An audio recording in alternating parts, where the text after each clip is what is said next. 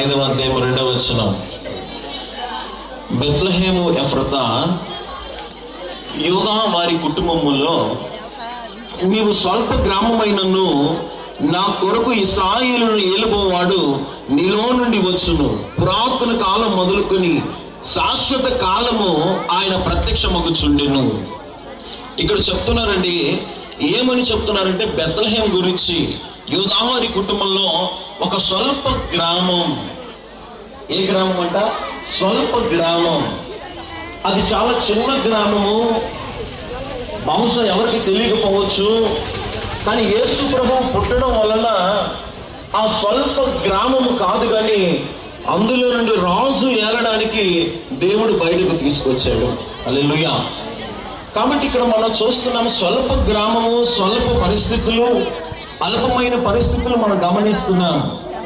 ఈ రాత్రి ప్రభు మాట్లాడుతున్న ఒకటి మాట ఏంటంటే, మనం స్వల్పమైన వారమైనప్పటికీ, అల్పమైన వారైనప్పటికీ రాజు మనలో నుండి వస్తున్నాడు. ఆ రాజు యేసుక్రీస్తు. ఆ రాజు మన హృదయంలో నుండి వస్తున్నాడు. ఆయన మనల్ని ఏలువాడుగా ఉన్నాడు, అధికారము జరిగించేవాడుగా ఉన్నాడు, ఆయన మనల్ని పరిశుద్ధపరచువాడుగా ఉన్నాడు, ఆయన మనల్ని ఆశీర్వదించేవాడుగా ఉన్నాడు, విడిపించేవాడుగా ఉన్నాడు. మన దేవునికి ఎన్నో నామములు పెట్టబడి ఉన్నాయి.